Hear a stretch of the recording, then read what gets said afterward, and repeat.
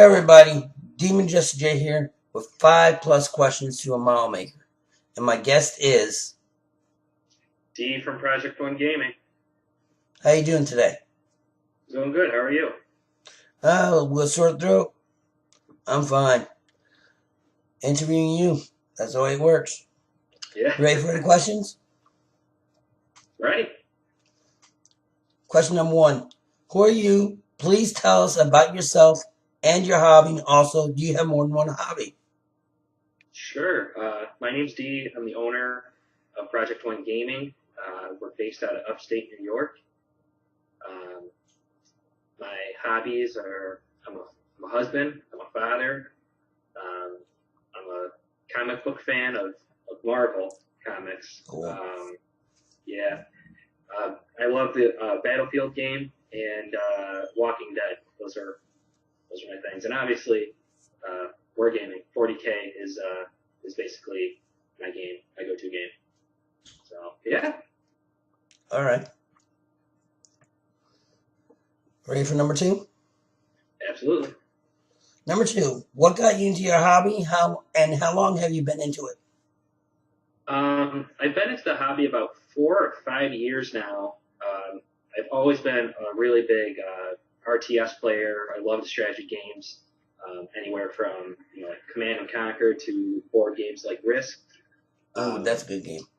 Yeah, for sure. And I got told about this Dawn of War game, so I started playing it. And obviously, Dawn of War is 40K, and Dawn of War 2 came out, and I had to upgrade my computer. So I went out and got a new computer and stumbled across the hobby store and found these models. And when I was a kid, I used to do like the Gundam models and stuff like that. So I picked up a pack. I thought it was pretty cool. I painted them to look like half were Ultramarines and half were the Blood Ravens, because that's who you could be in the game. And it went all downhill from there. So yeah, that's how I got into it, and then it's just snowballed ever since. All right. Number 3. When and why did you start making YouTube videos? And have you met anyone from YouTube because of it? That's a good question. I like this one. When did I start? It's been just over a year now. I started making the videos to legitimize creating Projectonegaming, and I wanted to show off the work that I was doing. Currently at the time, Duke, who was part of my team, he and I were all in the service, just about done, and he was overseas and wanted to get into this game. So I wanted to, not being able to contact him as much, but they get computer time or whatever, show off the progress to him. And I started watching other channels, and I was really getting into it. And yeah, so that's where the video started snowballing. But then again, to go back to, I wanted to legitimize Projectonegaming. I wanted to let the communities know who I was and how I wanted to take care of them. And I have met a lot of people, to rattle some off. Sir Lathan, which you've interviewed, War Boss Tay, Terrainaholic, my painters, some of my painters, the guys over at Everything Counts, I met them. And then I found, my role models, who I look up to, and I could watch their work, even if it's the same video I watched 20 times over. Asjar and Rebel Master. I got to talk to them a couple of times via email, and it's just an honor. And it's so cool to meet these kind of people, because they walk all over the earth, or Australia and England and Ireland, and even just throughout the States. And I would have never met these people any other way. So it shows how big the hobby is too. Yeah, for sure. When some of my first commissions were like Ireland and stuff like that, and I'm Ireland, what? In England? This is nuts. I would have never thought that a small town New Yorker would ever get exactly places like that. So it's a really cool feeling for sure. All right. Ready for number 4? Yep. Do you have any tips for anyone new getting into your hobby? And this is including making YouTube videos. Yes. Not to plug Projectonegaming, but stop paying retail. I get supporting your local hobby shop. That's one thing, getting in tournaments and stuff like that. But make sure you do your homework. Like, don't get burned on paying so much money on this hobby when you're just getting into the hobby. I made the mistake of buying every single model that you could get for Space Marines. I had no clue how to play. I had no clue what they did. I just thought I had to have them, and I'd burned through so much money in the beginning. You sound like Mars. My last interview. It sucked. I mean, it was cool at the time, but you don't know. You don't know what you're doing. So make sure you do your research. In a hobby standpoint, just keep pushing yourself. Don't ever settle. And definitely watch more videos about people who you look up to and whose work you like, and strive to do those things. Don't say, well, that's way out of my league, because it will be. But if you push yourself and actually contact these people, don't be afraid to contact them. This gaming community is a friendly one for the most part. So if you say, hey, I like your work, how did you do that? They won't hoard the information from you. They'll say, hey, I got this bit from here, or this bit from here, and I did this, and I hope you can duplicate it. It's not like they're trying to keep it all to themselves. So yeah, I would definitely ask questions to these people, and ask to collaborate with them sometimes too, if you feel confident enough, because you'd be surprised the reactions you get from people. So yeah. All right. Number 5. Big fight's been on the forum for this question. I'm not kidding. I've gotten some heat on my wargaming forums, different kinds, Daka and a couple others. Yeah. Because they're like, why do you have to ask this question? I'm like, because of this what you just asked. Yeah, exactly. Do you like an airbrush or paintbrush, or do you use both, and why? Well, I originally started with a paintbrush, and then I got an airbrush. I would suggest a mixture of both. I think any good painter would do that. If you watch people like Les at Awesome Paint Job, and Schnauzer Face Many, and even Templar's Crusade, people like that. I mean, whether it's an actual airbrush or like the Army Painter spray cans, that's still considered airbrush. You have to have a good mixture of both, because there's advantages and disadvantages of both. The advantage of an airbrush is like your bigger things, like your flatter, open surfaces like 40K, your vehicles like Rhinos or Land Raiders, ships like that, where you want a very smooth surface. But you're not going to be able to cleanly, well, I shouldn't say that. Normally, people who are less skilled with an airbrush can't get into all that fine detail work with an airbrush. There's people out there that can, but it's not easy. So you got to have a good level of understanding of both if you want to be. You have to have finger dexterity. Yes, yes, you really need that. But as of right now, just because whether you realize it or not, an airbrush is very high maintenance. It becomes norm though once you do it. It's nothing, but like for someone coming in, make sure again, do your homework, watch the videos, watch the tutorials, because it's a little challenging at first, and bookmark your airbrush, because I'm sure there's tutorials on how to take apart and put together your airbrush. Bookmark those, save those, keep watching them, and do it along, or you're just going to get lost like I did at first. But I, as of right now, am working with my wash paints. I put up a tutorial on how to do mixed paint with wash to speed paint. And again, I kind of like the canned Army Painter stuff, just because it's all quick. So especially, for like my armies, just because I get swamped with other work and I don't have a whole lot of personal time, so I found a way to combine a really good look to get a smooth surface, but do it in a fraction of the time. So I have to see that video. I haven't seen it yet. Yeah, it's cool. Something like this, just in a little container here. Hey, everybody has to give their tips out there. I'm teaching people how to use the old Bic pen wash, the Bic pen ink wash technique. Once I move, a lot of people want to try to figure out. I'm taking a pen, cutting up top, blowing out the ink into a jar, taking some lacquer thinner and thinning it out to use it as a wash. Yeah, that works, and I've seen again, like Schnauzer Face Mini, they use a more oil-based paint. Yes. To use as washes, and there's tons and tons of techniques out there, and tons of techniques that are undiscovered. Experiment, have fun with it. That's what I did, and I found what works best for me. It might not work best for another person, but that's the beauty of the hobby. Oh yeah. So. Well, ready for number 6? Yes. What was your favorite made or model to build and paint, and why? Well, that's tough.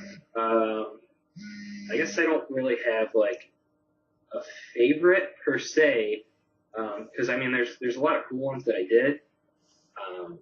I've been getting a lot of comments on my current Chaos Lord of Corn on a Juggernaut. Apparently, it's a lot of people haven't seen anything like that. It's kind of a kit bash of different models. Wait a minute. It was a lot Did of fun you say Chaos Lord of Corn on a Juggernaut?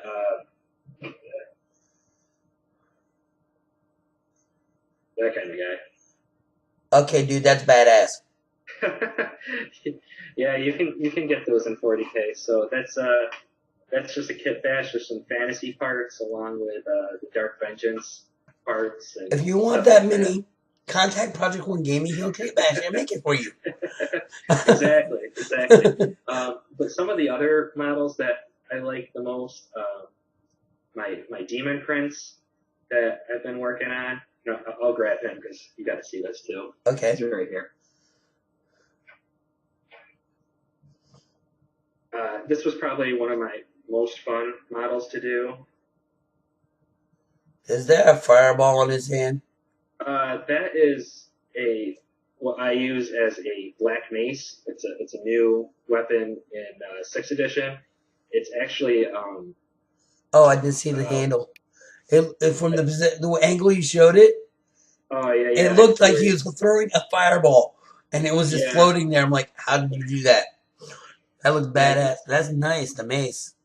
Thanks. It's actually, this is from a plague something or another from Skaven army in fantasy. I'm not a fantasy player, so you bit take. These are wings from a hive tyrant. Yeah, I can see that because I just kind of chopped up this model and repositioned him. I have a whole video on it, so definitely.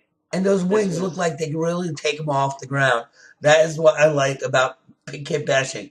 Because some people get these little wings on the Demon Prince. It's like, how the hell are they going to lift him up?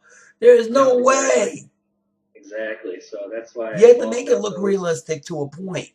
It's a fake character, but there's no way these little dinky wings are going to make this big giant behemoth guy fly up in the air. Come on. Exactly. And that was my feeling, so that's why I did that. But I mean, those are two of my more favorite models. But the one model that really kind of made me believe that I could do it, I can do this kind of stuff is I did a Helldrake conversion using a fantasy zombie dragon, but it was like the more vampire bat head, and I used that and the wings that came with it in substitute to the Helldrake wings, and it was for a client. I did not want to give it up. I was so bummed out when I had to ship it away, but that was my first big conversion, and it got a lot of good feedback, and it's just pushed me to go further ever since. So, all right. Yeah, that I guess those would be my answers to that. Okay, ready for number 7? Absolutely. You asked me before, prior to the show starting, what this question meant. A lot, like I said before, everybody has. Number 7 is, What's your opinion of a model maker to a war gamer? You can't have one without the other. Thank you. Yeah, you really can't. I can see where like a model maker can be someone who does, like model trains or Gundam or, like World War II minis, to someone who takes the hobby like 40K or fantasy or War Machine or whatever and kit bashes and creates these crazy things that, or conversions where people are just like, I would have never thought of that. So as a war gamer, you see what the model maker does, and it makes you want to have just, a really unique and different looking army, and that pushes the war gamer to kind of blend over to the model maker. And I think when the model maker sees that kind of reaction towards their work, it might push them to want to be a war gamer and actually get involved in a game where, they can make a difference and they can create things that are on the table, just be unique and artistically have fun. So you really can't have one without the other. Each inspires the next. So yeah. And with YouTube, if you ever want to lose ideas or try to get some like new prospects of painting or even conversion work, look at the model car and train things. You'll think the train guys alone, the model trains people on YouTube, have so much stuff about terrain for their hobby that you look at your bases and stuff 1,000 times fold differently. Exactly, and if you're like, I hate to keep referencing 40K, but again, that's what I play. But if you're a 40K player and you like things like the Tau, and you go and look at Gundam wing models and stuff like that, it might totally blow your mind. I never thought of that color choice. I never thought of that positioning. I never thought of this. All sorts of stuff like that. And that person who built the Gundam model might not have a clue about 40K, and they just totally inspired you. So, and they're again saying what I said earlier. Now that person might see your Tau army and go, "Wow, that looks a lot like Gundam," and boom, now they get into, you know what I mean? So again, you really can't have one without the other. They come in pairs. So. All right, this is the last of the questions. Sure. And this one is number 8. Who do you think I should ask these questions to next and why? And my good friend Warboss Tay. Got him. So, you already got him. Mm-hmm. All right. Let's see. I like Bobo. You already got Sir Lathan. So I'm trying to think of people on my team here. Well, I guess who I would say then would be cool for me to see and not reference one myself is, we talked off camera before, but like someone like Asjar or Rumble Master, just because the work they do is mind-blowing. I'm trying to get Asjara. Rumble Masters, I'm going to be honest with you, I got flack when I said this before about somebody else, but because of you, I have a new person to look at. I've never heard of him. That's how it works, man. You cannot so be if you like want ashamed or anything like that. You can't, because you're gonna find and discover new people all the time, and they're gonna have for years. And it's people like, oh, I can't believe you never about this guy. Well, sometimes you don't find these people until someone like me or you or whoever says, hey, check out this person. Exactly. And then your mind is now blown. But he is definitely one to check out. He gave me a sneak peek on his Facebook onto a Helldrake conversion that he's working on, and it's like this.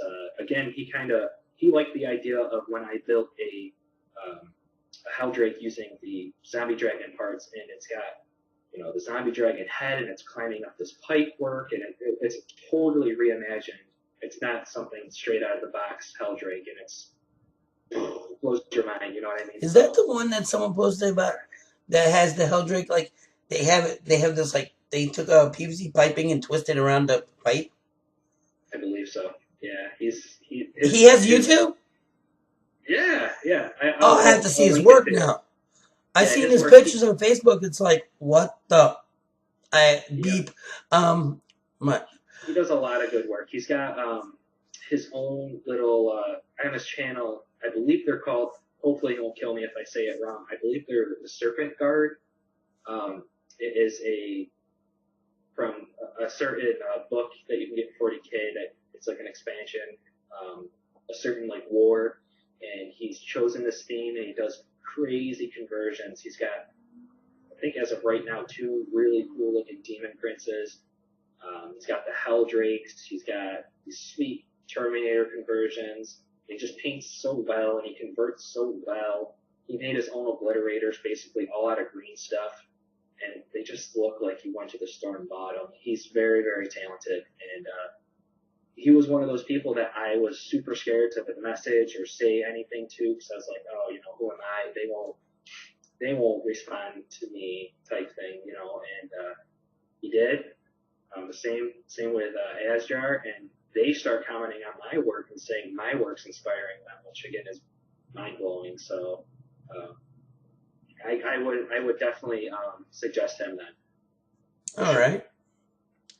Now this is what I call shameless plug time. You could plug yourself, friends. Anything that you say now usually goes in the credits. If it's based off of your channel, or if it's friends, I usually just tell them. So. Okay, cool. Okay, so I guess I'll start with my team. I'll plug Project1Gaming. We, at all times, we offer 15% off the cost of retail, and we build your models for you. Disclosure, the only thing we can't really get our hands on is Finecast because GW hoards those, so you pay full retail for them in Forge World. Nobody gets discount with Forge World, but your standard models, we'll build them, we'll clean them. We have really good discounts on bases, or like secret weapon miniatures, stuff like that. We got a good crew of painters, the guys over at Every Bit Counts. I'll make sure I get you their YouTube page and stuff like that. My man Sir Lathan, who's now a part of Project1Gaming as our terrain builder. Yes, nice guy. Yeah, he just did a sweet project for us, and there's more down the pipe with him because we're going to be doing this huge campaign, and he's going to pretty much be him and Terrainaholic are going to be our go-to terrain people for that big, huge campaign. The campaign's probably going to last a solid year, maybe 2 years, and we're going to do battle reports throughout. Cool. War Boss Tay, great friend. Super excited to be working with him. We've been collaborating on all sorts of stuff. Project Free Heresy. If you're into that kind of fluff for 40K, we're building dioramas. I'm building them, doing all the conversion work, and he's painting them. So a lot of tutorials. And I would have to say, again, the 2 people that I look up to the most, Asjar and Rumpelmaster. If you guys have never heard of these 2 individuals, check them out. Just inspiring work. Rumpelmaster doesn't really do it, but Asjar just sits and talks and explains what he's doing and why he does it, and he thinks both of them really think so much outside the box that it's just jaw-dropping that, wow, I never would have thought of that type stuff. So definitely shout-outs to them because they are huge role models and inspired me to do what I do. And that's probably about it. Just shout-out to, again, my actual team. They do great work. Being in New York this past winter and summer, we've been dealing with a lot with the hurricane and the snowstorms, so it's been a lot of hard work, but we're up and running and hopefully getting into a new studio soon. And that's it. What's your YouTube? What's your YouTube, your Facebook? How can we get hold of you? Okay, yeah. Our website is project1gaming.com. If you go to project1gaming.com, we have tabs to get a hold of anybody that I listed in our team. Again, every bit counts. Sir Lathan, ourselves. It explains all we do and everything like that. It has the Project Free Heresy tab, where you can also vote on what you want for our next diorama. We're on Facebook, just Project1Gaming. or YouTube, Project One Gaming. Look it up in YouTube. And project1gaming@gmail.com if you have any questions about any commissions you'd like done.